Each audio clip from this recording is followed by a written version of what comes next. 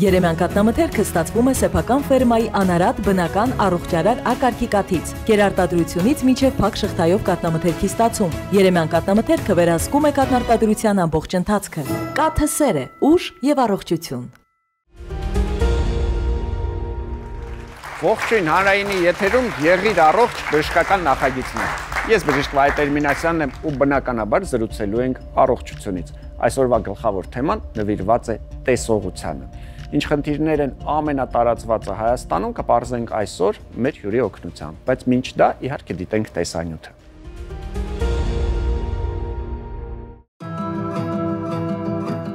Հեռավոր 1508 թվականին Լեոնարդո դա Վինչին իր գծագրերից մեկում պատկերում է օպտիկական հետևյալ մեխանիզմը։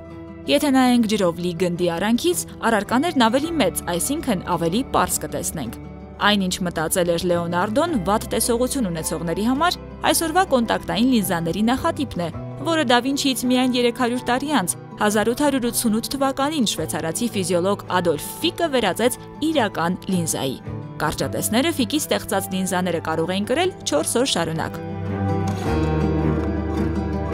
Ակնոց, լինզա, լազերային վիրահատություն, գիտական բացահայտումներին զուգահեռ ավելանում են նաև աչքի հիվանդությունները։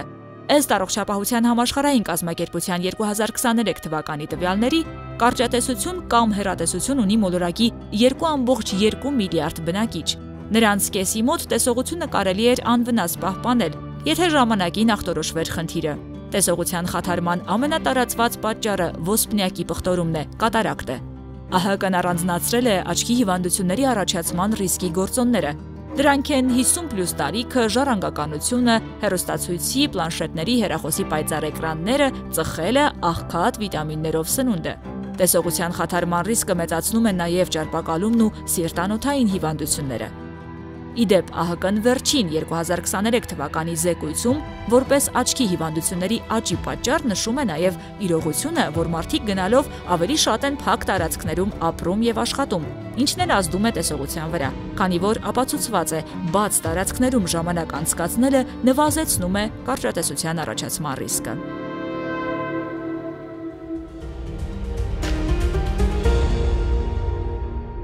Դե ինչ հարգելի հեռուստատողներ, եկեք դիմավորենք մեր այսօրվա առաջին հյուրին, Էրեբունի բժշկական կենտրոնի ակնաբուժական ծառայության ղեկավար Դիանա Զարեմբո։ Համեցեք։ Ողջույն բժշկուհի։ Բարև ձեզ։ Մենք այսօր խոսելու ենք ամենատարածված հիվանդությունների մասին, մենք կարող ենք անգամ խոսել ոչ հիվանդություն, մենք կարող ենք չոր աչքի մասին խոսել, մենք կարող ենք խոսել ակնոցի ընտրությունից, մենք կարող ենք խոսել նաև լուրջ կատարակտայի մասին։ Մենք ունենք այստեղ պահած բավականին լավ եւ մեր եւ ձեր կողմից պատրաստված, մենք այստեղ աչքեր ունենք, այս մեկը դուրս եկավ, լավ աչք է, այս այլ հետաքրքիր աչք է եւ ունենք միջոցներ ստուգելու եւ ախտորոշելու համար։ Ինչից սկսենք, ամենահասարակ չոր աչք, ինչ է իրենց ներկայացնում։ Դա ամենատարածված պաթոլոգիաներից մեկն է ակնաբուժության մեջ, որը շատ արդիական է եւ սերտ կապված է մեր կյանքի հետ։ Ահա։ Գadgetների հաճախ օգտագործման հետ, հեռախոսներ, համակարգիչներ, երբ մենք նայում ենք եւ չենք թարթում։ Եվ այստեղ, այո, ամենակարևորը այն է, որ պետք է ճիշտ խնամք ապահովել աչքերին։ Բժշկուհի, նորմալ ինչքան պետք է թարթի մարդը։ Մեկ րոպե մի 30 անգամ պատկերացրեք։ Օրինակ փորձեք օրվա ընթացքում կամ 1 ժամվա ընթացքում հաշվել թե քանի անգամ եք դուք թարթում։ Մենք երբեք դա չենք անդրադառնում։ Այո։ Դա դժվար հարց է եւ երբ որ մենք ուշադիր նայում ենք ինչ-որ մի բանի, լինի դա հեռուստացույցը կամ համակարգիչը կամ հեռախոսը, մենք մոռանում ենք թարթելու մասին։ Իսկ ամեն թարթելուց աչքը խոնավանում է։ Պետք է ճիշտ խնամք ապահովել, չմոռանալ, որ պետք է մեկ ընդմիջում տալ աչքերին, պետք է կաթիլներ օգտագործել խոնավեցնող։ Բոլորին։ Բոլորին։ Ինչ-որ սահմանափակում, այ ինձ կարելի է, այն մեկին չի կարելի, մեծին, փոքրին, բոլորին էլ կարելի է օգտագործել։ Սահմանափակում մի քիչ շատ ավելի ուշադիր ենք մեր հղիների նկատմամբ, երբ որ դեղորայք ենք նշանակում, արդեն թեկուզ կաթիլներին դա արհեստական արդյունքի խոնավեցնող մի քիչ ավելի ուշադիր ենք։ Այդ առումով մնացած ոչ մեկ չունի ոչ մի։ Ինչքան ուզում եք օգտագործեք, ոչ մի վնասակար ազդեցություն չի կարող ունենալ։ Այո։ Գանք ավելի լուրջ հետաքրքիր, եթե մենք խոսում ենք պաշտպանության մասին, եկեք խոսենք նաև ակնոցի ընտրության մասին, որովհետև այսօր մենք բոլորս սիրում ենք օգտագործել եւ արևային ակնոց եւ նաեւ օպտիկական, իսկ սրանց որակը շատ տարբեր է, ահա որ տարբեր է։ Այո, բայց ունի մի հիմնական կարևոր բան, որ պետք է ուղղակի դա ընտրելուց ակնոցը մենք հաշվի առնենք եւ վերջ։ Իսկական արևային ակնոցները, պաշտպանիչ ակնոցները, դրանք այն ակնոցներն են, որոնք պաշտպանում են ուլտրամանուշակագույն ճառագայթից աչքը։ Մնացած բոլոր ակնոցները ուղղակի մուկ ապակիներով խաբում են մեզ։ Ցավոք սրտի վնասում են աչքերին, ինչու որովհետև մուկ միջավայրում մեր բիբը, եթե կարելի է այստեղ ցույց տամ, այստեղ մենք բիբ ունենք ու այն լույսից նեղանում է եւ մի քիչ ավելի մութ միջավայրում լայնանում է եւ եթե մենք օգտագործում ենք մութ ուղակի մութ ապակի, մուկ ապակի, մեր բիբը լայնանում է, բայց բաց է թողնում ուլտրամանուշակագույն, այո, եւ ավելի վատացնում ենք մենք վիճակը, քան եթե չդնեինք այդ։ Պատկերացրեք, եթե դուք ակնոց չեք դրել ու նայում եք, չգիտեմ, արևին կամ ուժեղ լույսին, դուք ավտոմատ կերպով աչքերը կկոծում եք, այսինքն դուք պաշտպանում եք ձեր աչքերը։ Իսկ եթե դուք դնում եք մի ապակի, որը չի պաշտպանում, չի կլանում ուլտրամանուշակագույնը, բայց միևնույն է դուք այն ստանում եք, դուք սկսում եք վառել ձեր աչքերը կոպիտ ասած։ Եվ ակնահատակը եւ մեր բոլոր մնացած կառույցները։ Լրիվ ուրիշ բան, եթե այդ ապակիները լուրջ ապակիներ են, որակյալ ապակիներ են եւ կլանում են, պահում են ուլտրամանուշակագույն ճառագայթները եւ դուք արդեն հանգիստ բաց աչքերով կարողանում եք նայեք լույսին։ Ոնց կարող եմ ես տարբերակել։ Ինչ որ չափ կա, թիվ կա, որը պետք է։ Ուլտրամանուշակագույն ճառագայթների պաշտպանության նշանը UV 400 կամ 4, որը ցույց է տալիս, որ պաշտպանում է։ Ինչպես նաև լապտերներ գոյություն ունեն, որ կարելի է պատվիրել, դրանք հենց ուլտրամանուշակագույն ճառագայթում ունեն։ Եվ ուղղակի տանը ստուգելու համար կարելի է լապտերը պահել ակնոցի վրա։ Ու եթե մենք ամբողջական ստվեր ենք ստանում, դա նշանակում է, որ բաց չի թողնում անգամ, այո, իսկ եթե մենք ամբողջական ստվեր չենք ստանում, այսինքն այսպիսի ստվեր ենք, այո, դա նշանակում է, որ այն բաց է թողնում։ Եվ ես մի խորհուրդ կտամ, որովհետև մեր առօրյայում հանդիպում է, որ մոտիկի կարդալու համար, այս օրինակ լավ տարբերակ է, ավելի հարմար է նեղ ապակիները, քանզի մենք իջացնում ենք այսպես եւ նեղ ենք նայում, չէ՞, նեղ տեսադաշտով, իսկ հեռու նայելու համար, առօրյայում օգտագործելու համար, շատ ավելի ճիշտ է լայն ապակիով, որովհետեւ ինչքան լայն է լինում ավելի մեր տեսադաշտը, այնքան ավելի ճիշտ է լինում։ Գանք ավելի լուրջ խնդիրների, մասնավորապես եկեք խոսենք կատարակտայի մասին, նույնպես հաճախ հանդիպող արդեն հիվանդություն է, սա արդեն արդյոք բնորոշ է տարիքային խմբին, թե կատարակտա կարող է լինել նաև երիտասարդների մոտ։ Գիտեք, տարիքային խմբին ավելի շատ է բնորոշ։ Եկեք փորձենք հենց մեր մուլյաժի վրա ցույց տալ մեր հեռուստադիտողին աչքի կառուցվածքը։ Մենք ունենք թափանցիկ միջավայրեր աչքում եւ երջերաթաղանթով, ոսպնյակով, սա ապակի նման մարմինն է, անցնելով մենք ստանում ենք պատկերը ցանցաթաղանթի վրա։ Այստեղ ենք ստանում, արդեն նյարդը, որը որ իմպուլսները գնում են ուղիղ։ Փոխանցում է ուղիղ։ Եվ եթե այս թափանցիկ միջավայրից որևէ մեկը պղտորվում է, մենք արդեն լավ պատկեր չենք ստանում։ Հիմա եթե մենք պղտորումը հենց կատարակտայի ամենատիպիկ դրսևորումն է։ Ոսպնյակի պղտորումը, այո։ Ինչի է պղտորվում ոսպնյակը, տարբեր պատճառներով։ Տարիքային փոփոխությունները դա արդեն սպիտակուցների կուտակումն է, հա, ոսպնյակի մեջ, որ արդեն տալիս է իրան պղտոր սպիտակ գույն։ Նաև բնածին էլ կարող է լինել, հենց բալիկները ծնվում են կատարակտայով, տրավմատիկ կարող է լինել, ճառագայթային տարբեր հիվանդություններից, բայց բուն իմաստը նրանում է, որ ոսպնյակը պղտորվում է։ Եվ ինչ է իրանից ներկայացնում բուժումը կատարակտայի։ Դա այսպիսի ոսպնյակներ են, որոնք մենք արհեստական, որոնք մենք տեղադրում ենք մեր բնական ոսպնյակի փոխարեն ամբողջ կյանքի համար։ Այսինքն կարևոր է նշել, որ դա չի փոխվում, ոչ։ Այսպես։ Տեղադրում ենք եւ վերջ։ Եվ վերջ։ Մի քիչ այսպես հեշտ է հնչում, հա, բայց եթե մտածում ես, որ ինչ որ մտնելու են քո աչքի մեջ, ոսպնյակը թերացնելու են, տեղը այլ ոսպնյակ են տեղադրելու,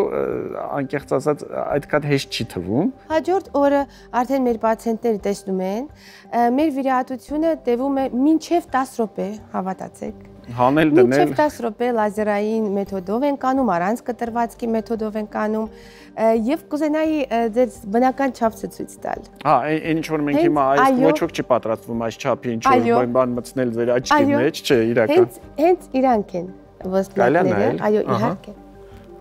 Տեսեք, եթե հիմա ուղղակի ցույց տանք, այս նույնն է ձևը, բայց խոսքը վերաբերում է հենց այս չափսին, այ կարող եմ մատիս կողքը դնել, որպեսզի պատկերացնեք եղունգիս հետ համեմատած, Հենց այդ ոսպնյակները մենք տեղադրում ենք 10 րոպեում։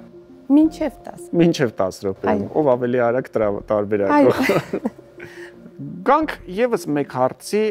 արդյունքների մասին խոսենք։ Ինչ են իրենցից ներկայացնում մեր արդյունքները։ Եթե թույլ տաք այս մեր աչքի վրա կարող եմ ցուցադրել, ինչու, որովհետև մենք այստեղ ունենք արդյունքագեղձ արդեն։ Որտեղ է գտնվում արդյունքագեղձը։ Մենք ունենք արդյունքագեղձ, որը այստեղ է գտնվում։ Դեպի դուրս։ Այո, որը արտադրում է։ Ցախ աչք դե պատկերացրեցինք։ Այո, որը արտադրում է այստեղ արդյունքը եւ ունենք արդյունքածորաններ, արդյունքագետիկներ, ծորաններ, որոնք բերում են եւ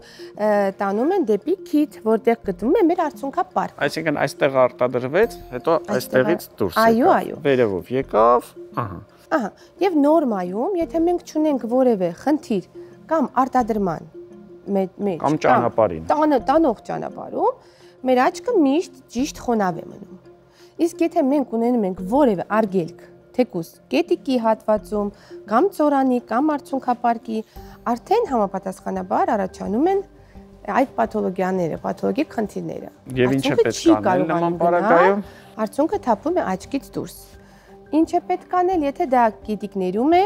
մենք լայնացում եւ բացում ենք կատարում։ Եթե արդյունքապարկում է,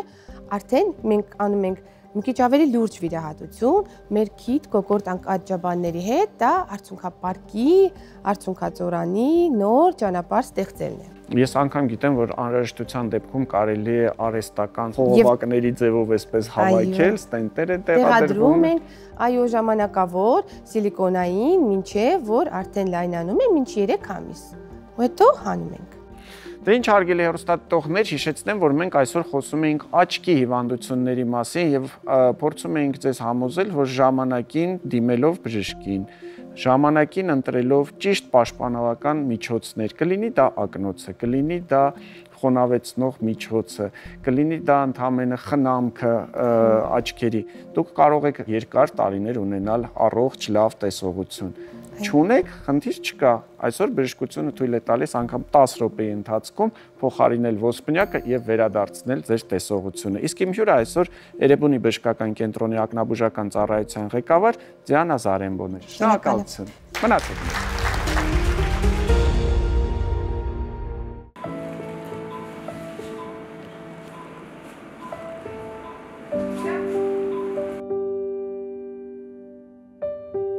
Ընդամենը մի քանի րոպե եւ նոր տեղադրված ոսպնյակը կվերականգնի բուժարոյի կորցրած տեսողությունը։ Կատարակտայի վիրահատությունը կատարվում է ֆակոէմուլսիֆիկացիայի մեթոդով, նորագույն սարքավորումներով, օգտագործելով միմիայն պրեմիում դասի ոսպնյակները թե պետպատվերի եւ թե վճարովի ծառայությունների դեպքում։ Տարիներ առաջ աչքի լույսը վերադարձնելը եթե ոչ անհնարին, ապա հաստատ 15 րոպեի գործ չէր։ Այսօր ախտորոշման եւ բուժման նորարար մեթոդների ներդրմամբ ոչ միայն հնարավոր է բուժել աչքի ամենատարբեր հիվանդություններ, այլև հետաձգել դրանց առաջացումը։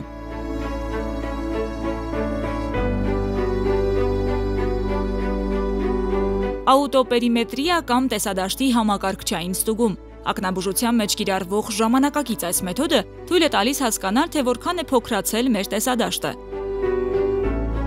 Վաղ փուլերում հայտնաբերելով տեսողությունը վնասող բոլոր այդ մանր փոփոխությունները կարելի է խուսափել ավելի բարդ խնդիրներից, ընդհուպ կուրությունից։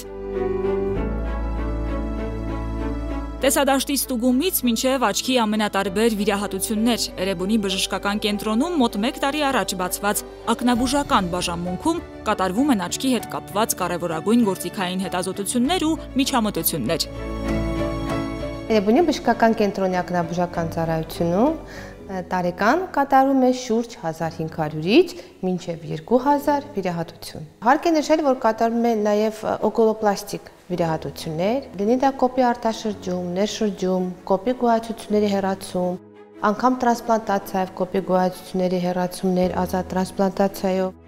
արդյունքատար համակարգի պաթոլոգիաների ուղումներ։ Ժամանակակից ակնաբուժությունն անհնար է պատկերացնել նաև առանց աչքի ուլտրաձայնային հետազոտության։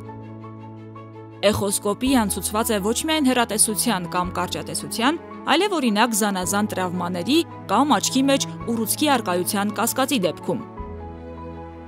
Աչքերի ուլտրաձայնային հետազոտությունը կարևոր ախտորոշման մեթոդ է նաև մանկաբուժության մեջ, քանի որ հենց այս հետազոտության շնորհիվ է հնարավոր նորածինների մոտ հայտնաբերել աչքերի զարգացման բնածին անոմալիաները։ Ակնաբուժական ծառայության մի առանձին բաժին զբաղված է փոքրիկների տեսողության վերականգնմամբ ու պահպանմամբ։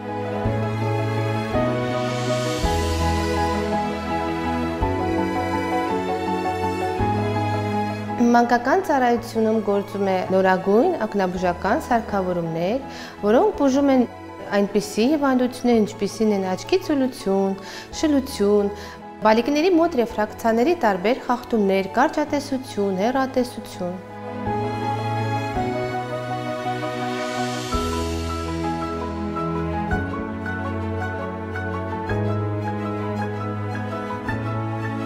Ակնաբուժական բաժանմունքում ներդրված նորագույն մոդելի մանրադիտակներն այսօր ավելի արդյունավետ են դարձնում աչքի տասնյակ հիվանդությունների բուժման ընթացքը։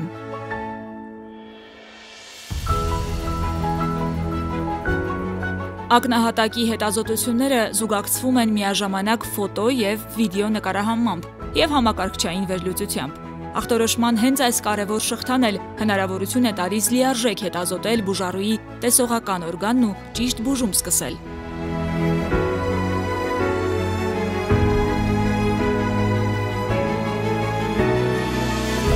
Նստակյաց կյանքը, ամենատարբեր գաջետներն ու օդի աղտոտվածությունն այսօր ավելի խոցելի են դարձրել մեր աչքերը։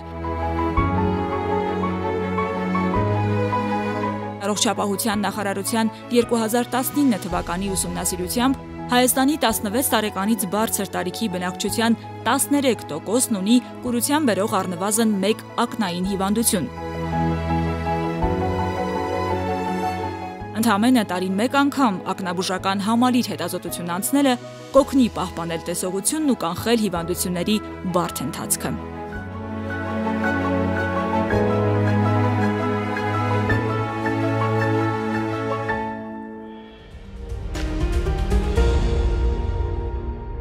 Երեմյան կաթնամթերքը ստացվում է սեփական ֆերմայի անարատ բնական առողջարար ակարգի կաթից։ Գերարտադրությունից մինչև փակ շղթայով կաթնամթերքի ստացում։ Երեմյան կաթնամթերքը վերահսկում է կաթնարտադրության ամբողջ ընթացքը։ Կաթը սեր է, ուժ եւ առողջություն։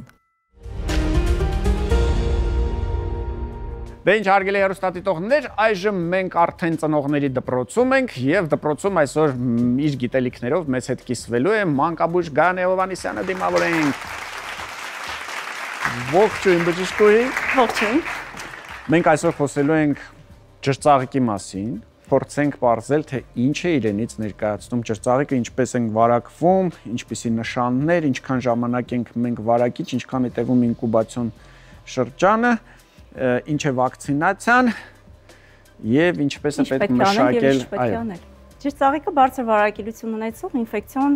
մանկական տարածված ինֆեկցիաներից մեկն է։ Եթե հաշվենք 10 երեխաներից կոնտակտի դեպքում մոտավորապես 8-9 հաստատ կվարակվեն ջրծաղիկով, այսինքն բարձր վարակելություն ունի։ Հարուցիչը հանդիսանում է herpes zoster, համարյա հնարավոր չի։ Հարուցիչը հանդիսանում է varicella zoster-ը եւ տարածվածության մասին հիմնականում վարակում են մանկապարտեզի տարիքին, նախադպրոցական տարիքի երեխաները։ Չի բացառում նաեւ մեծերի վարակելությունը, բայց մեծերը ավելի ծանր են տանում, քան երբ որ երեխաներն են հիվանդանում։ Ոնց ենք վարակվում։ Հիմնական վարակը օդակաթիլային, քանի որ ինքը հանդիսանում է օդակաթիլային վարակ, վարակը կարող է տարածվել փռշտոցի օրինակ, կոնտակտի ժամանակ, քանի որ կլինիկական նշանները ի հայտ են գալիս ոչ տիպիկ, այսինքն երեխան կարող է առաջի կլինիկական նշաններ լինեն հարբուխի նման, երեխան ունենա քթահոսություն, հազ, ջերմություն, նոր մի քանի 1-2 օր հետո տիպիկ ցանը հայտնվի, հենց այդ շրջանում էլ երեխաները կարող են իրենց քթի պարունակության, թքի, ինչպես նաև փռշտոցի միջոցով տարածել հարուցիչը եւ վարակել։ Դեռ ցանը կարող է արդեն վարակիչ է։ Այո, ցանի հայտնվելուց 1-2 օր առաջ արդեն երեխան վարակիչ է։ Իսկ եթե ես գիտեմ, որ ինչ որ երեխա ցանավորվել է, բայց իմ երեխան գիտեմ, որ նրա հետ այսօր ցանավորվել է, գիտեմ, որ շփում է եղել է մի շաբաթ առաջ։ վտանգավոր չի։ Այսինքն ցանավորումից 1-2 օր առաջ։ Ըստ գրականության տվյալների ցանի հայտնվելուց 1-2 օր առաջ երեխան արդեն վարակիչ է հանդիսանում շրջապատի նկատմամբ։ Ինչքան ժամանակ է շարունակում լինել վարակիչ։ Վարակիչ կարող է համարվել երեխան վերջի ցանից 5 օր հաշված, կամ երբ որ բոլոր ցանային էլեմենտները կեղևակալել են արդեն։ Եվ կեղևակալումից հետո երեխան արտաքին միջավայրի համար արդեն վտանգ չի ներկայացնում։ Վարակիչ փուլը վերջացել է կարելի ասել։ Այսինքն ցանավորումը վերջացավ, գումարում ենք եւս 5 օր, եւ դրանից հետո նոր արդեն կարող ենք թույլ տալ, որ մյուսների հետ շփվի։ Դա համընկնում է, այո, դա համընկնում է բոլոր ցանային էլեմենտների կեղևակալման փուլի հետ։ Միջինը դա տևում է 10-12, երբեմն կարող է ձգձգող ընթացքի դեպքում մինչև 14 օր տևել։ Այսինքն եկեք ֆիքսենք, ցանավորումից 2 օր առաջ արդեն վարակիչ էր, վարակիչ դադարում է լինել, ցանավորման ավարտից 5 օր հետո։ 5 օր կամ երբ որ բոլոր ցանային էլեմենտները կեղևակալել են։ Ֆիքսեցինք։ Ցանի հետ կապված ինչ ենք անում, այսինքն ինչով կարելի է մշակել, երեխան բողոքում է ցավից, երեխան ունի ջերմություն, երեխան ասում է, որ քոր է գալիս։ Ինչ կարելի է անել, ինչ չի կարելի անել։ Մենք բոլորս հիշում ենք մեր մանկության ադամանդյա կանաչը, նույն ինքը զիլյոնկա ասածը, եւ հիմա բժշկությունը ասում է ոչ մի արեք, բայց ինչու ենք անում։ Նախկին սովետական միության տարիներին շատ ընդունված է եղել, քանի որ ունեցել է անտիսեպտիկ հատկություն, զիլյոնկան կամ ադամանդյա կանաչը, որի շնորհիվ օգտագործվել է, բայց հետո հայտնաբերվել է, որ ինքը բավականին տոքսիկ ազդեցություն ունի նաև, եւ բժշկությունը մի փոքր առաջ է գնացել, զիլյոնկան փոխարինվել են այլ միջոցներով, եւ ներկայումս ինչ պետք է անել ցանի դեպքում, եթե երեխայի մոտ կա արտահայտված քոր, կարելի է տալ հակահիստամինային պրեպարատներ, հակալերգիկ պրեպարատներ, որոնք որ կթեթևացնեն քորը, մշակել թե չմշակել մոտեցումները մի փոքր տարբեր են, կամ բազմաթիվ ջրծաղիկի ցանի համար նախատեսված միջոցներ, ինչու մշակել եւ ինչու ոչ, կա տեսակետ, երբ որ մշակում են ցանային էլեմենտներ եւ չեն հետևում հիգիենային, եւ ցանային էլեմենտների բորբոքման process-ի դեպքում վիզուալ դժվար է տարբերակել, կա այնտեղ բորբոքային process թե ոչ։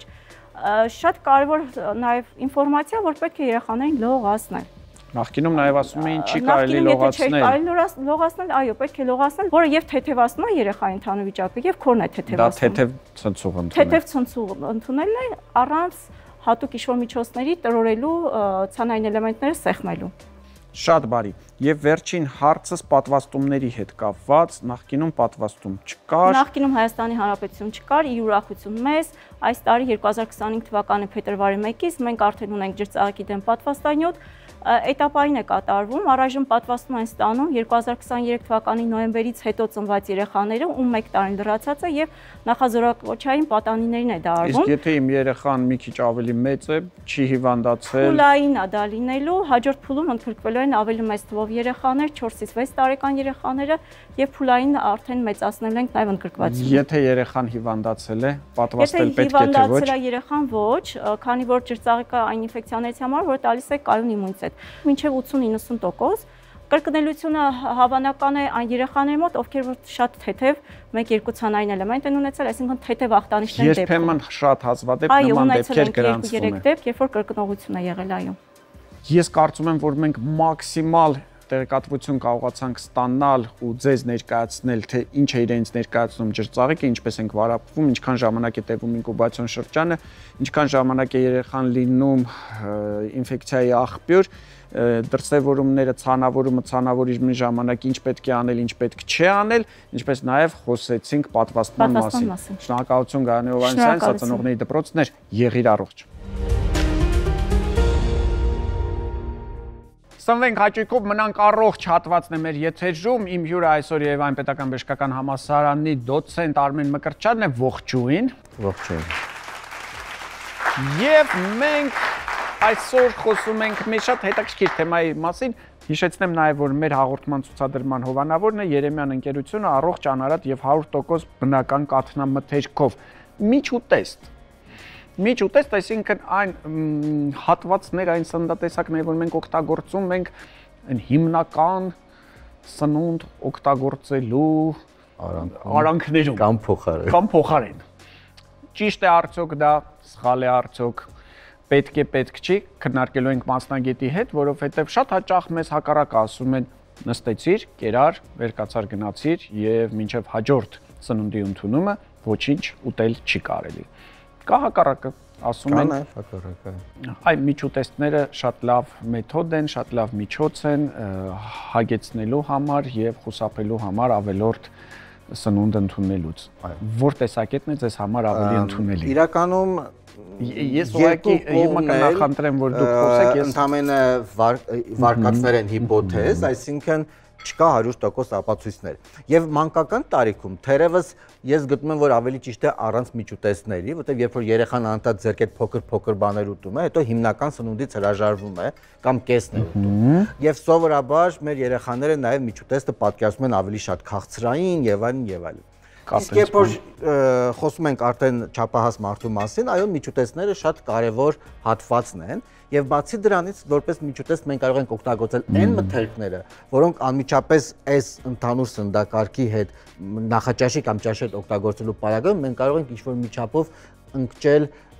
ասենք, պայմանական երկաթի յուրացումը կամ բան։ Միջուտեստի եւ հիմնական սնունդի տարբերությունը ընդհանրապես կալորիականությունն է։ Եվ ընդհանուր միջազգային ընդունված նորմերով մենք ասում ենք, մոտավորապես 85% սնունդի օրվա պիտի ստանանք 3 հիմնական սնունդի ժամանակ։ Նախաճաշ, ճաշ, ընթրիք։ Մնացած 15%-ը 1, 2, 3 միջուտեստի միջոցով։ Դա ենթադրում է, որ 100-150 կալորիայից ոչ ավելի լինի։ Բայց շատ լավն է։ Դա կարող է լինել մի հատ միրգ, դա կարող է լինել մի փոքր բուռ ընկուզեղեն, դա կարող է լինել չորամրգեր, չրեր եւ այլն, սերմեր։ Ես շատ սիրում եմ սերմերի եւ ընկուզեղենի խառնուրդը։ Արևածաղկի սերմ կարող է լինել, դդումի սերմ կարող է լինել, հա, եւ նույնիսկ ընդունված ասել են 6 տարբերակը, 6 հատ նուշ, 6 հատ պոպոկ, 6 հատ չէ, 6 կես, 3 հատ պոպոկ եւ մոտավորապես այդ քաշին էլ սերմեր լինի։ Արտակարգ միջուտեստ է։ Միջուտեստ կարող է լինել 1 բաժակ կեֆիրը, 1 բաժակ մածունը, մեջը կարող է բանջարեղեն կտրատած լինի։ Կարող է լինել շատ փոքրիկ մի կտոր հաց, բրուսկետայի նման, հա, նույնիսկ չորացրած հաց, սխտորով հաց, վրան, չգիտեմ, ինչ որ կանաչեղեն, լոլիկ եւ այլն։ Այսինքն, որպեսզի քեզ մի փոքր անմիջապես արագ էներգիա տան, հենց ախորժակով ուտում չեմ ուզում խոսել, ես էլ եմ ուզում ուտել։ Ուժ չունենաս։ Եվ ուղղակի այդ 100 կալորիան, որպեսզի դու դիմանաս, որտեվ 4-5 ժամ է արանքում, այդ 2 ժամ հետո ուտես այդ մի փոքր բանը եւ դիմանաս մինչեւ հաջորդ ծննդի ընդունում։ Շարունակելու ունեմ։ Հա, էլի պիտի խոսեմ։ Քնելուց առաջ շատ հաճախ ասում են, վայ, քնելուց առաջ ժամը 6-ից հետո ուտել չի կարելի։ Եթե դու գիշեր ժամը 2-ին ես քնում,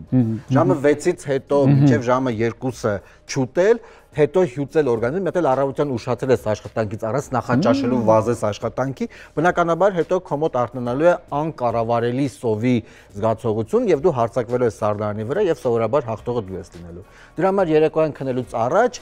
նույն կատնամթերքը 1 բաժակ մածունի կամ կաթի սառը, կաթի տեսքով եւ այլն, մի փոքրիկ մրգային աղցան, ու մրգային չէ, բայց բանջարեղենային աղցանը հրաշալի վերջին սնունդի ընդունումն է։ Դա էլ է համարվում միջուտեստ, որովհետեւ հիմնական ուտեստի կալորիականությամբ խիստ տարբեր է, 3-4 անգամ ավելի փոքր է, քան հիմնական ուտեստը։ Շնորհակալություն, հարգելի հեռուստատողներ, սիրում եմ այսպիսի հյուրերին, գալիս են, պատմում են, այդ ընթացքում ես կարողանում եմ վերականգնել իմ օրգանիզմի այսպես բացերը։ Շնորհակալություն, Արմեն Մկրտչյանն էր, պատմում էր միջուտեստների մասին, ինձ թվում է շատ լավ պատմեց։ Եթե մի անգամ էլ գա, հաջորդ անգամ արդեն կթողնենք մի քիչ անգամ ինքն էլ օգտվի։ Շնորհակալություն, մնացեք մեզ հետ։ Շարունակում ենք հաղորդումն, այժմ արդեն մեր հյուրը բժիշկ Նյարդաբան Դավիթ Ալոյանն է, ողջույն բժիշկ Ալոյան, եւ մենք այսօր խոսում ենք գերհոգնածության կամ մասնագիտական այրման մասին։ Փորձել ենք հայերեն թարգմանել այս տերմինը, շատ լեզուներում կա, եւ փորձենք հասկանալ իրականում մարդը ինչքան պետք է աշխատի, ինչքան է նորմալ եւ երբ պետք է հասկանալ, որ ժամանակն է գնալ հանգստանալու։ Շատ հետաքրքիր հարց եք տալիս։ Ես ուզում եմ, որպեսզի պատասխանը այնպես հնչի, որ ես միանգամից հաղորդման ավարտին գնամ հանգստանալու, այնպես որ իմ հույսը դուք եք։ Մարդը պետք է աշխատի այնքան, որ իր աշխատանքը լինի մաքսիմալ արդյունավետ։ Այսինքն կարող է իհարկե երբեմն մարդը իր ռեսուրսների հաշվին որոշակիորեն աշխատել, այսինքն անել ավելին, քան կարող է, բայց երբ դա շարունակում է կրել մշտական բնույթ, ապա վաղ թե ուշ առաջանում է հենց մասնագիտական այրման համախտանիշը, որը ունի 3 բաղադրիչ։ Առաջինը էմոցիոնալ հյուծվածությունն է, այսինքն նախքան ֆիզիկական հոգնածությունը առաջանում է էմոցիոնալ հյուծվածություն։ Ոնց է դրսևորվում։ Դրսևորվում է գործի նկատմամբ նախքին կրքի բացակայությամբ կամ թուլացմամբ։ Այսինքն ավելի պակաս ցանկություն է, ավելի քիչ հույզեր են դրական արթնանում աշխատանքի հետևանքով։ Առաջին նշանը դա է։ Լավ, գնացինք երկրորդ կոմպոնենտը։ Երկրորդ կոմպոնենտը հնչում է մի փոքր տարօրինակ, կոչվում է ցինիզմ դեպերսոնալիզացիա։ Դեպերսոնալիզացիան, երբ դու կարծես ինքդ դու չես, իսկ ցինիզմը դրսևորվում է նրանով, որ մարդը անում է այնպիսի գործողություններ, որոնք նախկինում երբեք նրանից սպասելի չէին։ Օրինակ վիրահատող բժիշկը կարող է ուշանալ վիրահատությունից, երբեք չէր ուշացել։ Եվ շրջապատի մարդկանց մոտ դա թողնում է տպավորություն, որ արվում է դիտմամբ, որոշակի, այսպես ցինիզմի սահմանում է պահվածքը, բայց իրականում դա երկրորդ փուլն է հենց։ Լավ, եկեք մինչև երրորդին հասնել, որովհետև ես արդեն վախենում եմ անգամ մտածել, թե ինչ է լինելու երրորդ փուլում։ Մեր հանդիսատեսին խնդրենք քվեարկել, արդյոք իրենք կարծում են, որ ունեն գերհոգնածություն եւ չափից դուրս են աշխատում։ Եվ երրորդ փուլը։ Եվ երրորդ փուլը արդեն կոչվում է անձնական արդյունավետության նվազում, երբ էմոցիոնալ առումով աշխատանքը գրավիչ չէր առաջին փուլում, երկրորդ փուլում փոխվեց վարքը, եւ երրորդում արդեն մարդ սկսում է իրեն հաշիվ տալ, որ մի բան այն չէ, եւ առաջանում է սուր զգացողություն, որ թե ֆիզիկապես, թե հուզական առումով սպառված է։ Ինչպես կարելի է սա շտկել։ Մեզ բուժում է պետք, թե մեզ պարզապես պետք է գնալ հանգստանալ։ Առաջին հերթին մեզ պետք է ճանաչել խնդիրը, արձանագրել խնդիրը, որոշակի սահմաններ ունենալ, այսինքն սահմաններ եւ սահմանումներ։ Ամեն մեկը ինքն իր համար պետք է սահմանի, թե որն է իր արդյունավետ աշխատանքի տեսակը, այսինքն իր լավագույն տեսակը որն է։ Եվ երբ զգում ենք, որ մենք մեր լավագույն տեսակից շեղվում ենք, այդ ժամանակ պետք է հասկանանք, որ միգուցե հենց էմոցիոնալ այրման հետ գործում ենք։ Կան ինչ-որ կլինիկո-լաբորատոր հետազոտություններ, որով ես կարող եմ նման ախտորոշում դնել, թե սա պարզապես օրինակ նյարդաբանի կամ հոգեբանի հետ զրույցի հետևանքով կարող եմ։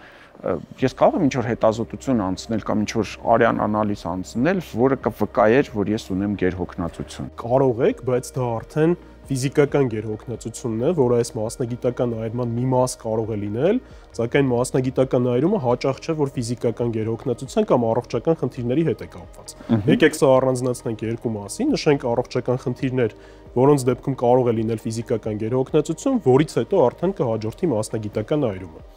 Նյարդաբանական խնդիրներից ես կառանձնացնեի օրինակ միասթենյա հիվանդությունը,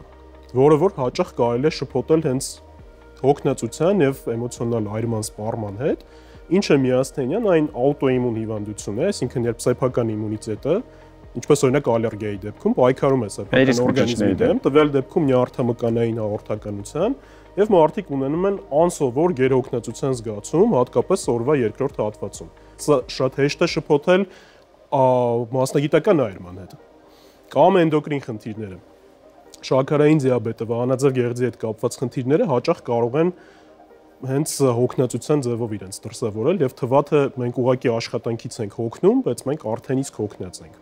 Այսինքն, երբ մարդու մոտ նկատվում է գերհոգնած վիճակ, իմ խորհուրդն է լինելու եւ բժշկական եւ հոգեբանական ուղղությամբ մտածել, որքանով են նրա գանգատները ֆիզիկական եւ որքանով են գանգատները հոգեբանական։ Եթե կան նաև ֆիզիկական գանգատներ, այսինքն իրական հոգնածություն, իրական որևէ գործ անելու դժվարություն, ոչ թե միայն ցանկության նվազում, այդ դեպքում պետք է իհարկե դիմել բժիշկների։ Էնդոկրինոլոգի, նյարդաբանի, քանի որ ամենահաճախակի հանդիպող խնդիրները հենց նյարդային եւ էնդոկրին։ Եթե չկա ֆիզիկական խնդիր, եթե ֆիզիկական խնդիր չկա, այդ դեպքում հոգեբանական հարթությունում է եւ այդ դեպքում պետք է իհարկե հոգեբանի օգնության դիմել։ Իսկ գուցե ուղղակի գնալ հանգստի։ Ուղղակի գնալ հանգստին տարբերակ է, դա լուծումն է, բայց նախքան լուծումը գտնելը պետք է նաև հասկանալ պատճառը։ Վերացնել պատճառը, նոր միայն անցնել լուծմանը։ Ես հասկացա, որ բժիշկ Ալոյանը անպայման ուզում է, որ մենք հանգստի գնալուց հետներս տանենք մեր հոգեբանին, էլի տարբերակ է ինձ թվում է, բայց այնուամենայնիվ այո, պետք է հիշել, որ գերհոգնածությունը բերում է նաև նույն բժիշկների մոտ կարող է բերել շատ լուրջ խնդիրների, այսինքն մենք կարող ենք ուղղակի սխալներ թույլ տալ։ Այո։ Եվ նման բան չի կարելի թույլ տալ։ Եկեք փորձենք հասկանալ մեր հեռուստատողը, մեր հանդիսատեսը ինչ է կարծում, եւ մեր տվյալները ասում են նրա մասին, որ 84%-ը գերհոգնած է եւ ունի նման գանգատներ։ Սա սպասելի տվյալ էր ձեր կարծիքով, թե շատ։ Սա սպասելի տվյալ էր եւ այս տվյալը հենց առիթ է տալիս մտածելու ինչպես գտնել լուծումներ։ Հանգստի ձևով կամ միգուցե մասնագետներին դիմել։ Շնորհակալություն բժիշկ Կալոյանին, մնացեք մեզ հետ։ Դե ինչ հարգելի հեռուստատողներ, այսօրվա համար այսքանը, հիշեցնեմ, որ ցուցադրման հովանավորն է Երեմյան ընկերությունը, առողջ, անարատ եւ 100%-անոց բնական կաթնամթերքով։ Վերջում ուզում եմ եւս մեկ անգամ հիշեցնել, որ մեր ամբողջ թիմը աշխատում է, որպեսզի ձեզ յուրաքանչյուրը լինի առողջ։ Կհանդիպենք։